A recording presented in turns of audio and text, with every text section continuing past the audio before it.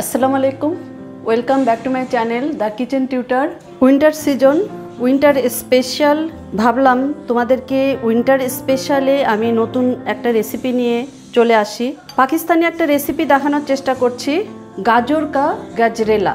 গাজর কা গাজরেলা তৈরি করার জন্য আমি এখানে হাফ কেজি গাজর কুচি করে নিয়েছি। দেখো, গ্রেটার মেশিন দিয়ে আমি এখানে খুব সুন্দর করে কুচি করে নিয়েছি। এর জন্য আমার লাগছে, আমি চাউল নিয়েছি, চাউলটা 4 ঘন্টা আগে আমি এটাকে ভিজিয়ে রেখেছিলাম।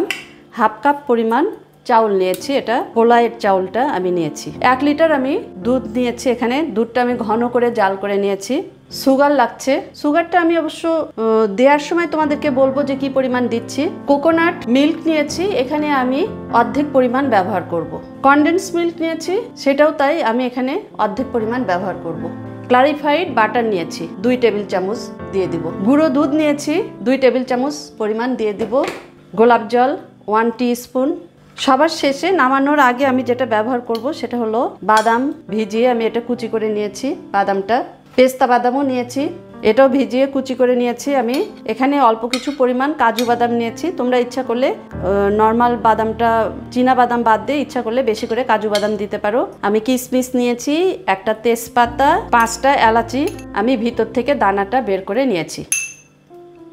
2 টেবিল স্পুন ক্লারিফাইড বাটার দিয়ে দিলাম, এলাচির দানাগুলি দিয়ে দিলাম। আস্তে আস্তে এখান থেকে খুব সুন্দর একটা ফ্লেভার বের হয়ে আসবে, এটাকে নাড়তে হবে হালকাভাবে। সুন্দর অ্যারোমা যখন বের হয়ে আসবে তেজপাতাটা দিয়ে দেব, তেজপাতাটা দিয়ে দিলাম, আবার এটাকে নাড়তে থাকবো। গাজর কুচি করে রেখেছি দিয়ে দিলাম। ঘিয়ের ভিতরে গাজরটাকে সুন্দরভাবে নাড়বো। কাঁচা গাজরের একটা গন্ধ থাকে, খেয়াল রাখতে হবে গন্ধটা যেন চলে যায়।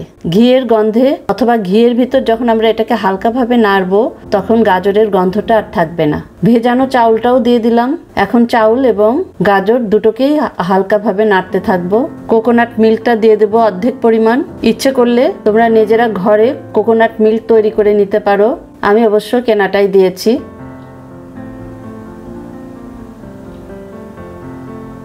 রাজকীয় ডিশ বলতে পারো, সবাই এটা পছন্দ করে, সবার জন্যই এটা গ্রহণযোগ্য, ছোট থেকে বড়। জ্বালিয়ে রাখা ঘন দুধটা অর্ধেক পরিমাণ দিয়ে দিলাম, বাকিটা আমি পরে ব্যবহার করব। এখানে যে উপকরণগুলি ব্যবহার করেছি প্রত্যেকটা উপকরণই স্বাস্থ্যসম্মত। এটাকে আস্তে আস্তে নাড়তে থাকবো এবং চাউলটা যখন ফুটে আসবে গাজরটাও হালকাভাবে সিদ্ধ হয়ে যাবে। খুব কম সময়ের মধ্যে একটা ভালো ডিশ তৈরি করা সম্ভব। কিছু সময়ের জন্য আমি এটাকে ঢেকে রাখবো 10 মিনিটের জন্য। আফটার 10 মিনিটস আমি ঢাকনাটা খুলে ফেললাম। মোটামুটি হয়ে আসছে, এটা চাউল এবং গাজর সিদ্ধ হয়ে গেছে আমি দেখতে পাচ্ছি।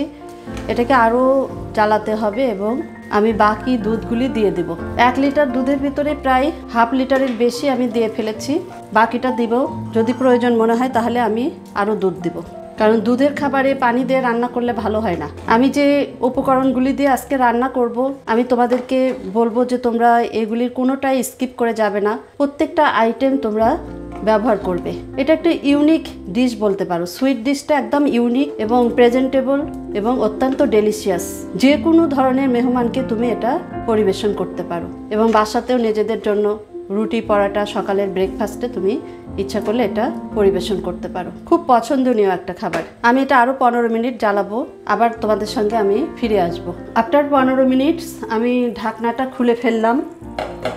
দেখো, তোমাদেরকে আমি বোঝাতে পারছি না যে এত দারুণ একটা ফ্লেভার আসছে, এত সুন্দর একটা অ্যারোমা আসছে যেটা আমি এখানে কোনো চিনি এখনো ব্যবহারই করিনি, কিন্তু আমার খেতে ইচ্ছে করছে। লাস্ট আমি এখন ফিনিশিং টাচে কনডেন্স মিল্কটা দিয়ে দিব, কেওড়া জল। আমি গুঁড়ো দুধ দিতে চেয়েছিলাম, দুধের ঘনত্বটা যথেষ্ট হয়েছে। এখানে নারকেলের দুধটা যেহেতু দিয়েছি সুতরাং নারকেলের দুধের থিকনেসটা অনেক বেশি।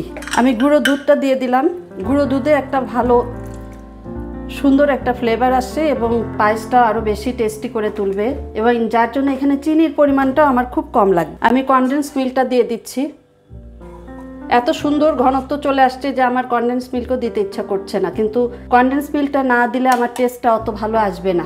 আমি সবাইকে অনুরোধ করব যে তোমরা এটা সবাই বানিয়ে খাবে বাসায়, কারণ এখন শীতের সিজনে আমাদের সবকিছু অ্যাভেলেবল। গাজর আছে, বিশেষ করে গাজরটা তো খুবই ভালো একটা খাবার, হেলথের জন্য ভালো।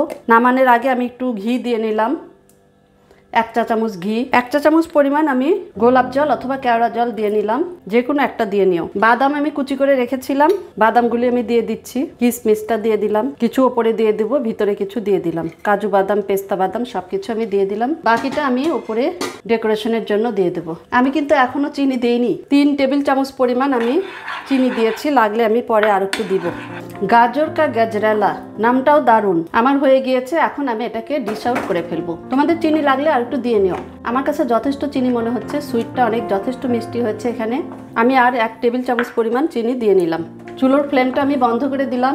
চিনি দেওয়ার পরে আমি 3-4 মিনিট রান্না করে ফেললাম। এখন আমি এটাকে ডিশ আউট করে ফেলবো। চুলোর জালটা বন্ধ করে দিয়েছি। ডিশ আউট করতে করতে তোমাদেরকে বলে ফেলি, যেটা আমার বলার কথা মনেই থাকে না।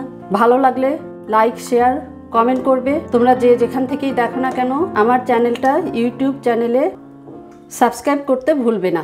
তোমাদের সাবস্ক্রাইব, তোমাদের লাইক, কমেন্ট আমার ভীষণ ভালো লাগে। আমি এটাতে অনেক বেশি উৎসাহিত হই এবং আমি আরো নতুন কিছু রেসিপি নিয়ে তোমাদের সামনে চলে আসব।